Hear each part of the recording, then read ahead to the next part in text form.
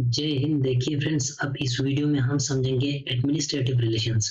पिछले के 3 videos already centre state relation के अपलोड हो चुके हैं फ्रेंड्स। आप जाके एक करके अच्छे से देखिए, जहाँ पे हमने legislative relations between centre and state पढ़ा था ना।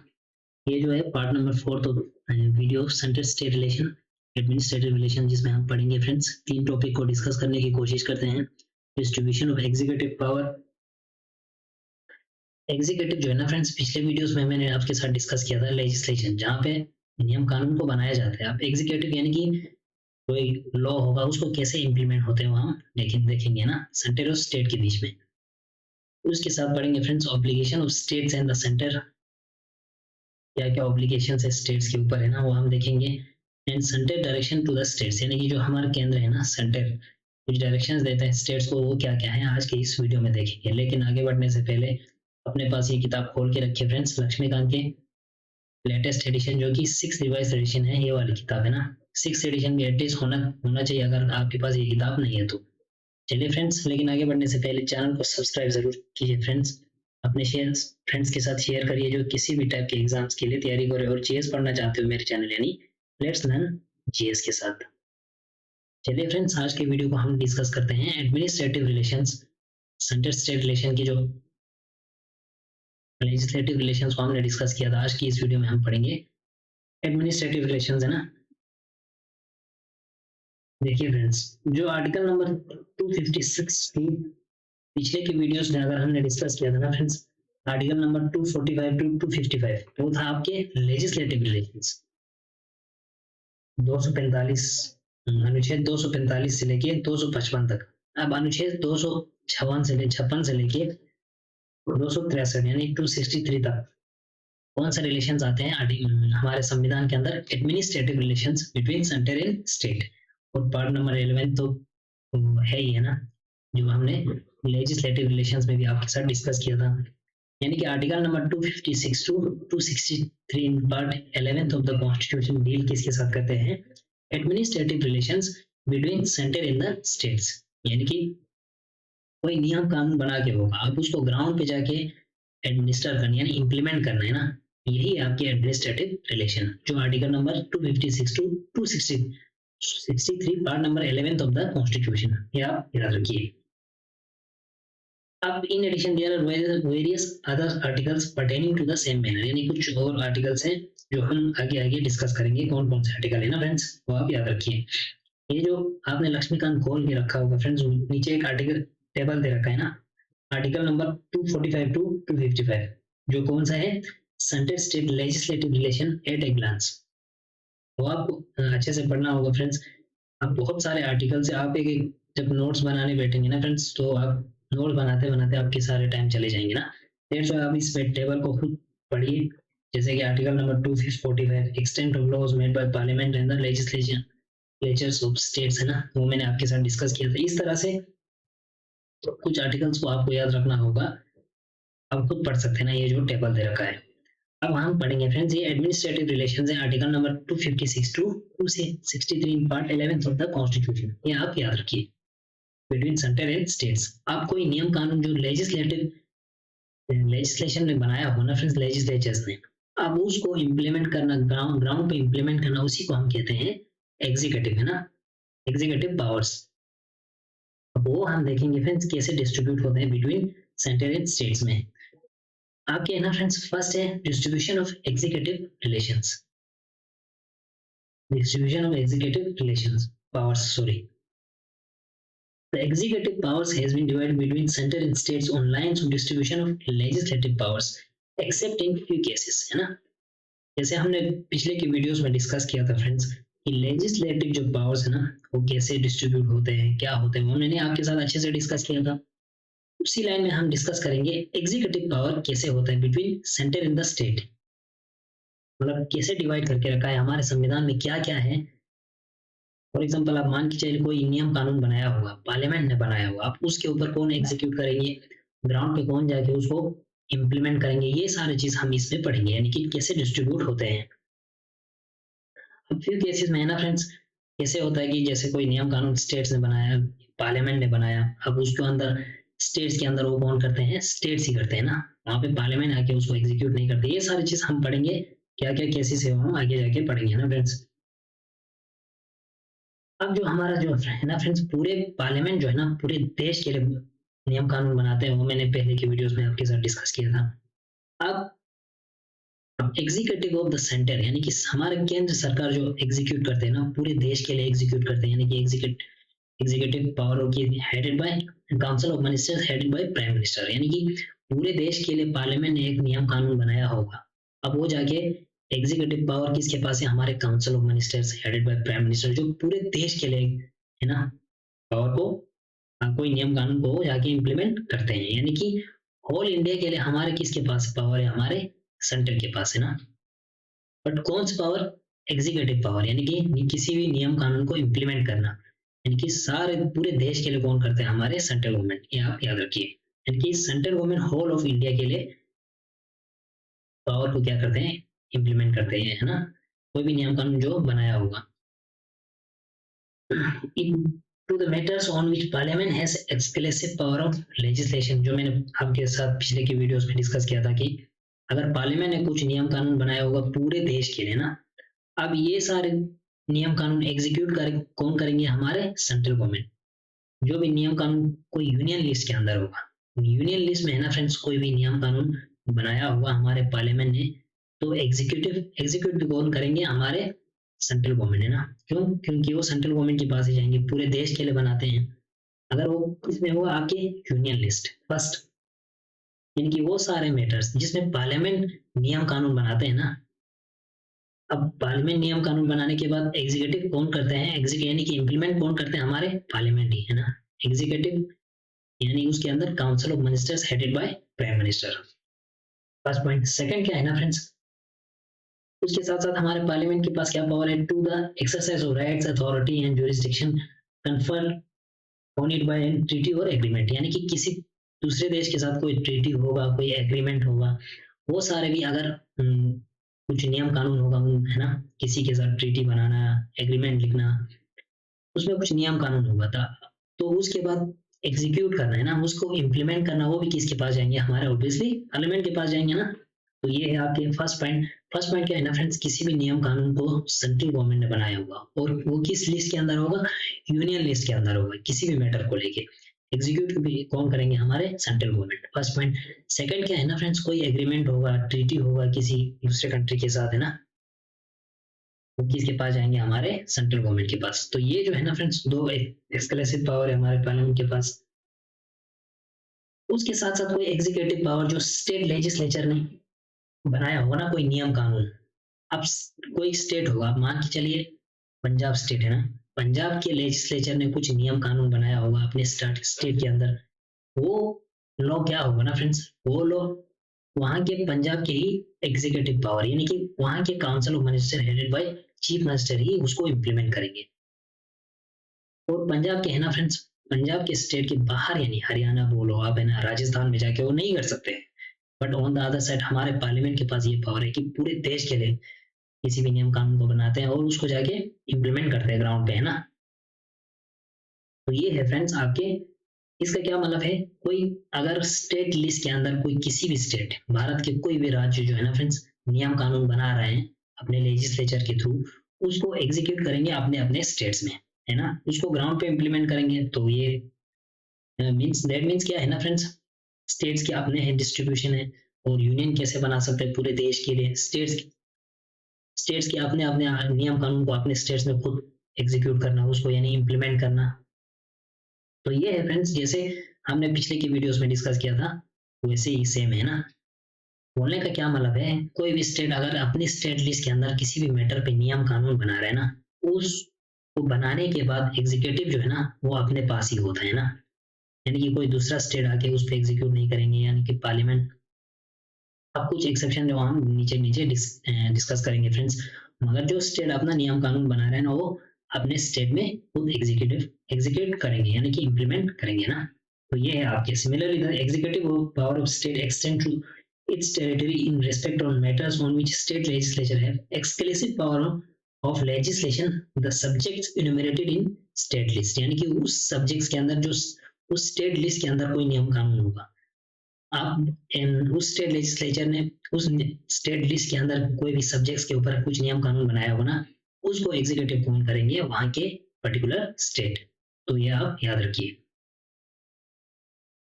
उसके बाद क्या है ना फ्रेंड्स, अब कंक्यूरेंट लिस्ट का क्या होगा, जैसे यूनियन लिस्ट तो पूरे इंडिया के लिए, स्टेट लिस्ट तो आपने अपने स्टेट्स में वो खुद एग्जीक्यूटिव करेंगे ना, एग्जीक्यूटिव पावर खुद का है। अब जो कंक्यूरेंट लिस्ट में जो है ना फ्रेंड्स, जो बहुत हमारे central and state government, state दोनों के पास है, उसमें क्या होगा देखिए, in respect of matters on which both parliament and state legislature have power of legislation, जिसको हम बोलते हैं कंक्यूरेंट लिस्ट। बहुत हमारे स्टेट लेजिस्लेचर्स के पास भी होते हैं और हमारे पार्लियामेंट के पास भी होते हैं ना। The executive power rests with the states except when a constitutional provision or parliamentary law specifically confers it on the center। यानी कि कोई नियम कानून होगा कंक्यूरेंट लिस्ट को लेके ना, नियम कानून कुछ बना होगा।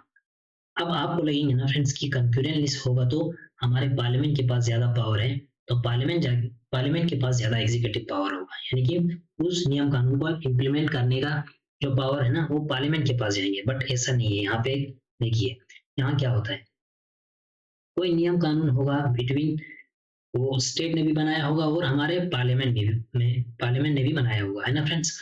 अब वो कौन सा होगा, आपके कंक्यूरेंट लिस्ट में होगा, दोनों के पास पावर होगा उस नियम कानून को बनाने के लिए ना। मगर चाहे पार्लियामेंट ने बनाया होगा चाहे स्टेट्स लेजिस्लेचर ने बनाया होगा ना, एग्जीक्यूटिव पावर जो है ना फ्रेंड्स वो किसके पास रखा है हमारे संविधान के अंदर, स्टेट्स के पास है ना, याद रखिए।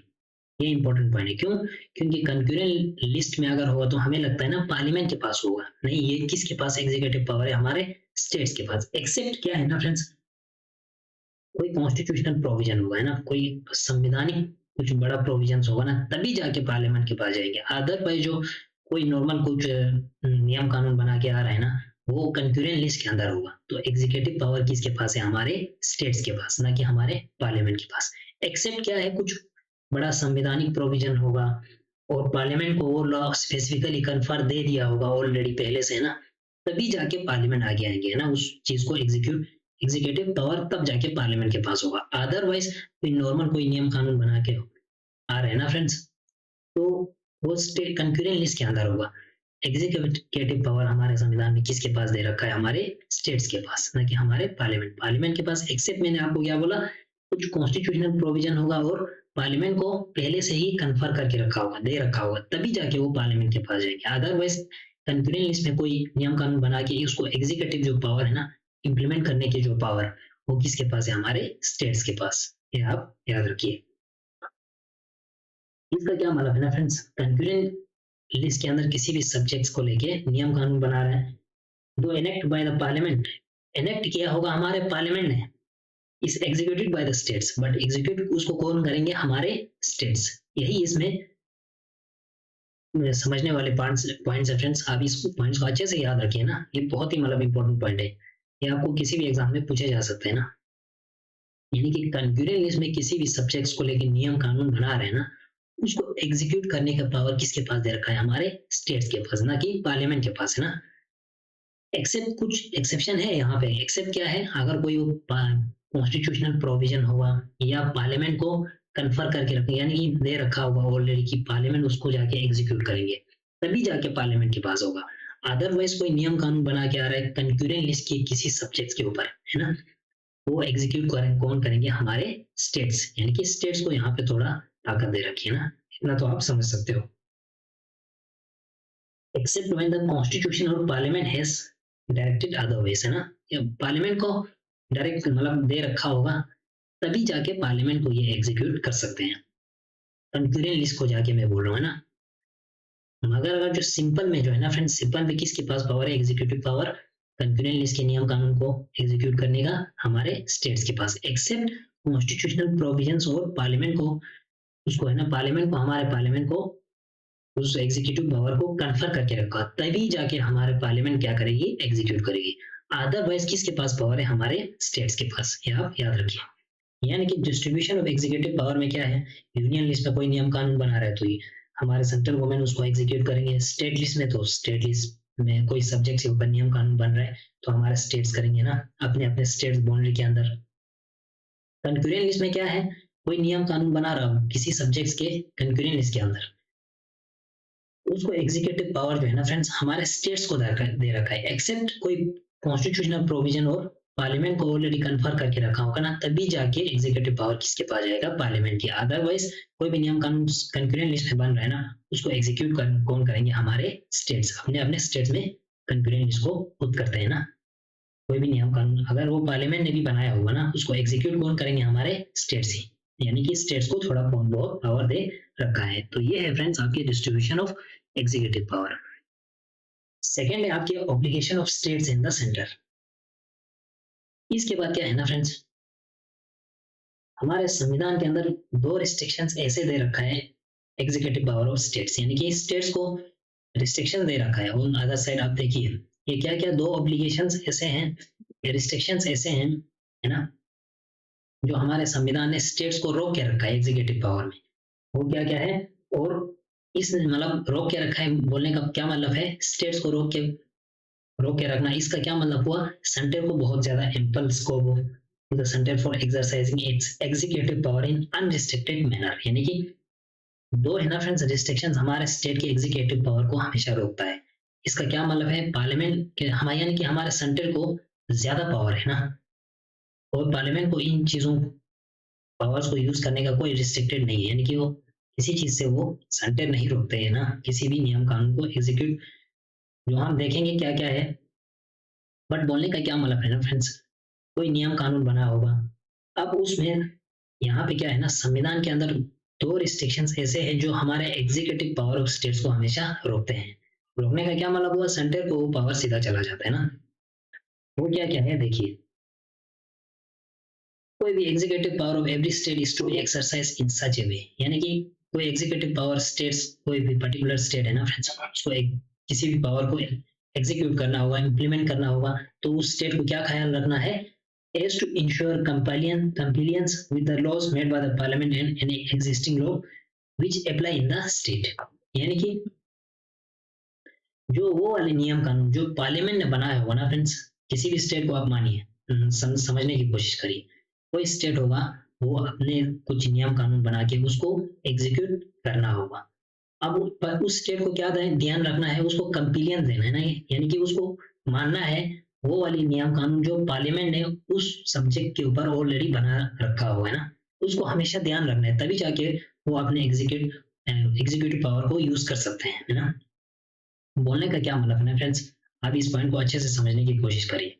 एक स्टेट होगा, स्टेट ए आप मान के चलिए, अब उस स्टेट ए ने क्या किया, किसी सब्जेक्ट के ऊपर नियम कानून बनाया होगा ना, अब वो सब्जेक्ट के ऊपर ऑलरेडी पार्लियामेंट ने कुछ नियम कानून बना के रखा होगा, और पार्लियामेंट ने कुछ वो वाले नियम कानून है ना फ्रेंड्स, उस स्टेट को हमेशा क्या रखना है, अपने ध्यान में रखते हुए उस एग्जीक्यूटिव उसको क्या करना है, उस नियम कानून को एग्जीक्यूट करना है ना।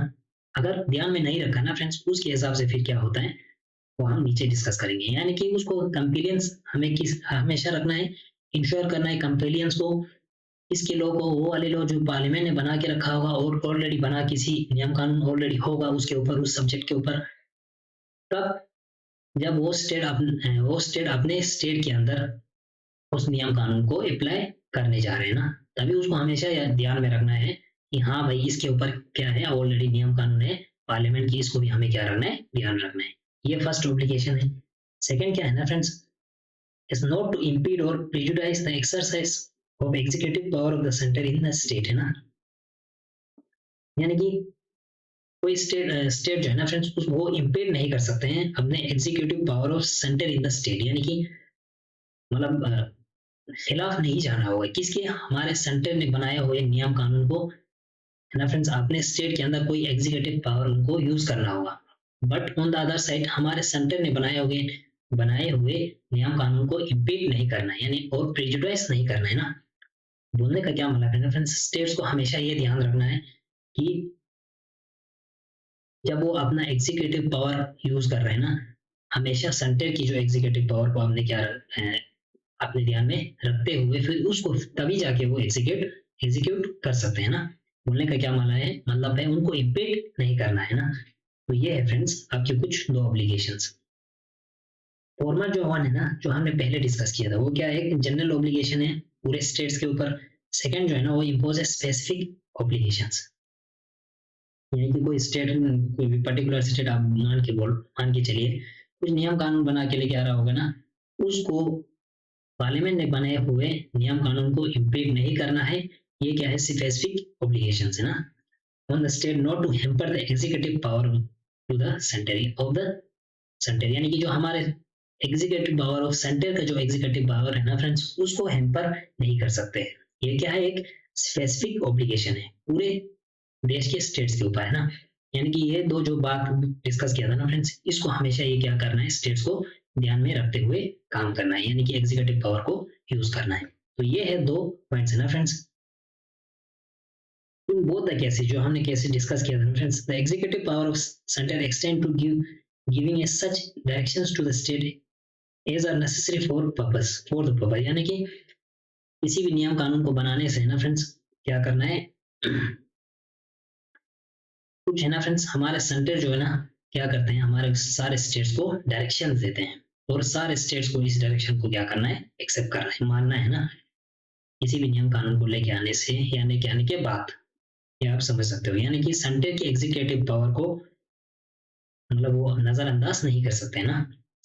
हमेशा क्या करना है, एग्जीक्यूटिव पावर ऑफ सेंटर को हमेशा साथ साथ लेके चलना है सारे स्टेट्स को। पहले के भी जो है ना friends, distribution of executive power, वहां पे हमने क्या डिस्कस किया था कि कंक्रीन लिस्ट के अंदर कोई भी नियम कानून होगा, उसके ऊपर नियम कानून कुछ बना के आप उसको एग्जीक्यूट करना होगा ना, तो स्टेट्स के पास जाते हैं। मगर यहाँ पे क्या है, स्टेट्स को हमेशा क्या रखना है, सेंटर के एग्जीक्यूटिव पावर को ध्यान में रखना है ना, ये आप याद रखिए। अब इसका क्या मतलब है ना friends, the sanction behind this direction of centre is coercive in nature, यानी कि इसका क्या मतलब है फ्रेंड्स, ये क्या है, सेंटर का एक कोहर्सिव है ना, यानी कि स्टेट्स को मानना ही मानना है।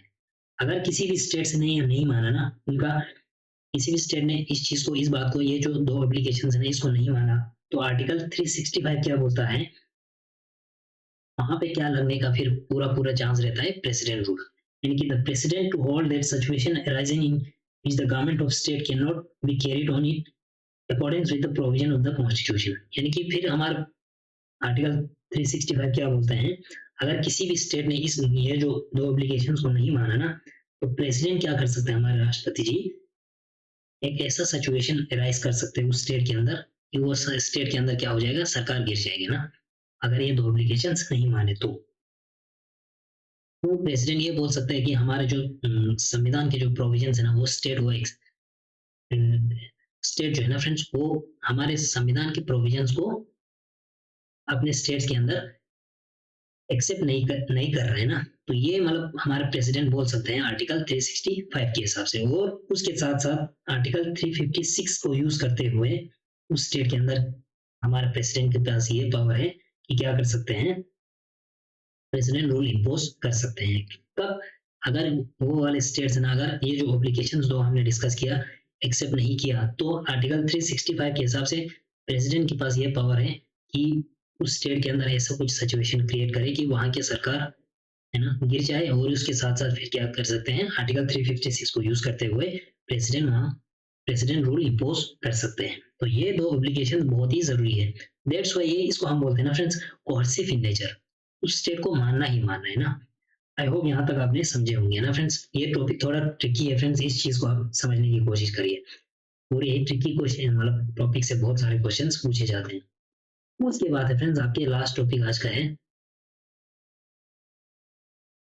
Centre directions to the states.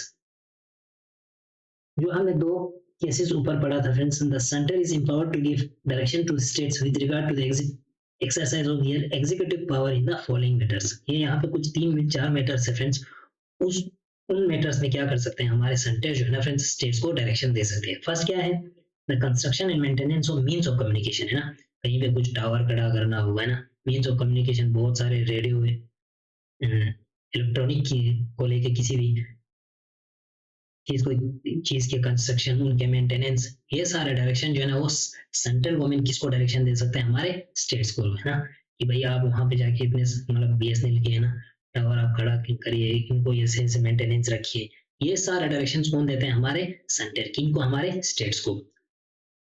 क्योंकि ये नेशनल एंड मिलिट्री इंपॉर्टेंस के लिए, कहीं पे कुछ मिलिट्री है ना, मिलिट्री के रिगार्डिंग हमारे देश के सेना है ना फ्रेंड्स, उनके लिए अगर कुछ मीन्स ऑफ कम्युनिकेशन जरूरत होगा तो वहाँ के स्टेट्स को हमारे सेंट्रल गवर्नमेंट क्या कर सकते हैं, डायरेक्शन दे सकते हैं कि ये यहाँ पे आप इन चीज़ों को आप डेवलप करिए, वहाँ पे कंस्ट्रक्शन करिए, मीन्स ऑफ कम्युनिकेशन को लेके उनके मेंटेनेंस के लिए काम करिए, ये सब डायरेक्शन दे सकते हैं हमारे सेंट्रल गवर्नमेंट, किसको, हमारे स्टेट गवर्नमेंट को। फर्स्ट ये डायरेक्शन स्टेट्स को मानना है।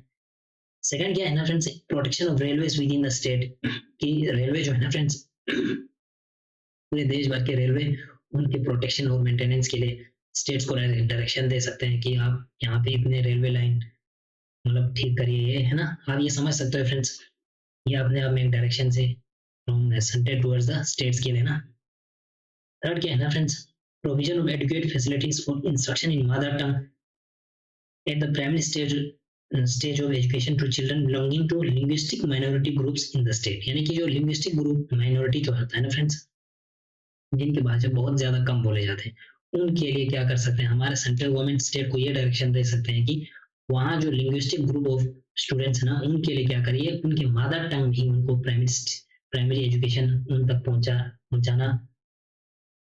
देना। हमारे सेंट्रल गवर्नमेंट किसको डायरेक्शन देते हैं, हमारे स्टेट्स गवर्नमेंट को, कि भाई जहाँ पे लिंग्विस्टिक माइनॉरिटी के स्टूडेंट्स है ना, वहाँ के स्टूडेंट्स को क्या करिए आप, प्राइमरी स्टेज ऑफ एजुकेशन है ना, वो उनके मदर टंग में ही आप देने की कोशिश करिए। ये सारे डायरेक्शंस कौन देते हैं, हमारे सेंटर, किनको, हमारे स्टेट्स को, कि भाई सेंट्रल गवर्नमेंट कल को ये बोल सकते हैं कि कहीं पे कोई लिंग्विस्टिक माइनॉरिटी के स्टूडेंट्स हो गए ना, उनको हमारे सेंट्रल गवर्नमेंट, हमारे स्टेट गवर्नमेंट को ये डायरेक्शन वो दे सकते हैं कि भाई वहाँ पे आप जो लिंग्विस्टिक माइनॉरिटी है उनको अपने मदर टंग में ही प्राइमरी एजुकेशन देने की मतलब जो है ना फ्रेंड्स डायरेक्शन दे सकते हैं हमारे सेंट्रल गवर्नमेंट, किसको, उस स्टेट गवर्नमेंट को, है ना। तो ये अपने आप में एक इम्पोर्टेंट डायरेक्शन है। और क्या है ना friends, in drying of the execution of specific schemes, specified schemes for the welfare of scheduled tribes in the state, जिस स्टेट के अंदर शेड्यूल्ड ट्राइब होता है ना फ्रेंड्स, उन जनसंख्या जो है शेड्यूल्ड ट्राइब के लोगों के लिए स्कीम जो है ना फ्रेंड्स, इसके बहुत सारे स्कीम्स होते हैं। अब सेंट्रल गवर्नमेंट उस स्टेट्स, सारे स्टेट्स गवर्नमेंट को ये डायरेक्शन दे सकते हैं कि भाई आप उन सारे शेड्यूल्ड ट्राइब्स के लिए क्या करिए, बहुत सारे स्कीम्स लाइए, उनके अच्छे के लिए ना, उनके स्वास्थ्य के लिए, उनके हेल्थ एजुकेशन के लिए बहुत सारे स्कीम्स आप एग्जीक्यूट करिए, है ना। मतलब ये डायरेक्शन कौन देंगे, हमारे सेंटर, किसको, हमारे उस स्टेट के, उस स्टेट्स के अंदर अब बहुत सारे ट्राइबल लोग रहते हैं, कल को ये हमारे सेंट्रल गवर्नमेंट उस स्टेट्स को ये बोल सकते हैं कि भाई उन ट्राइबल ग्रुप्स के लिए आप क्या करिए, स्कीम्स मतलब बहुत सारे स्कीम्स आप फॉर्मुलेट करिए, है ना, उनके अच्छे के लिए, उनके स्वास्थ्य एजुकेशन के लिए आप ये सारा डायरेक्शन जो है ना फ्रेंड्स, ये जो चार डायरेक्शन है ये कौन देंगे, हमारे सेंट्रल गवर्नमेंट, किसको, उस स्टेट के गवर्नमेंट को, है ना। तो ये अपने आप में इम्पोर्टेंट चार डायरेक्शन है। कल को कोई भी स्टेट जो है ना फ्रेंड्स, किसी भी बहुत सारे स्टेट्स के अंदर बहुत सारे ट्राइबल लोग रहते हैं, अब वो ट्राइबल लोग बोलेंगे कि भाई हमें स्कीम चाहिए इस चीज को लेके, तो कल को सेंट्रल गवर्नमेंट उस स्टेट गवर्नमेंट को ये डायरेक्शन दे सकते हैं कि हाँ भाई इनके लिए स्कीम्स लाइए आप, इनके स्वास्थ्य के लिए, इनके एजुकेशन को आप अच्छे से डेवलप करिए ना। तो ये सारे डायरेक्शन होते हैं फ्रेंड्स, चार डायरेक्शन जो कौन देते हैं, हमारे सेंट्रल गवर्नमेंट, किसको, हमारे स्टेट गवर्नमेंट्स को, है ना। अगर वो स्टेट गवर्नमेंट ने इसको मानने से इनकार किया तो फिर से वही होते हैं आर्टिकल 365 जो मैंने ऊपर आपसे डिस्कस किया, प्रेसिडेंट के पास ये पावर है कि उस स्टेट के अंदर ऐसा कुछ है ना सिचुएशन एराइज करे कि वो वहाँ की सरकार के लिए फिर वो मुश्किल हो जाते हैं ना कहीं ये फिर से क्या है, कोएर्सिव सैंक्शन है, is also applicable in this cases, यानी कि ये जो चार केसेस जो है ना friends, construction and maintenance of communication हुआ, आपके रेलवे को ठीक करना हुआ, आपके लिंग्विस्टिक माइनॉरिटी को मदर टंग में ही एजुकेशन देना, आपके शेड्यूल ट्राइब्स को स्कीम फॉर्मुलेट करना, अगर ये नहीं किया ना उस स्टेट्स ने, तो क्या करते हैं, हमारे coercive sanction behind the central direction under 365 जो मैंने ऊपर डिस्कस किया आपको, वो फिर से वहां पे इम्पोज होते हैं ना। तो आपने तो ये सारे है ना friends, is also applicable in this cases, यानी कि ये जो चार केसेस है ना इसमें भी आर्टिकल 365 एप्लीकेबल हो सकते हैं। तो ये है फ्रेंड्स आपके कुछ ट्रिकी टॉपिक था एडमिनिस्ट्रेटिव रिलेशन। फ्रेंड्स अपने पास हार्ड कॉपी बोल के रखिए फ्रेंड्स, मैं बार बार बोलता हूँ, वरना कोई समझ में, किसी भी चीज को आपको समझने में बहुत मुश्किल हो सकते हैं। मिलेंगे नेक्स्ट वीडियो में, तब तक के लिए थैंक यू, एंजॉय।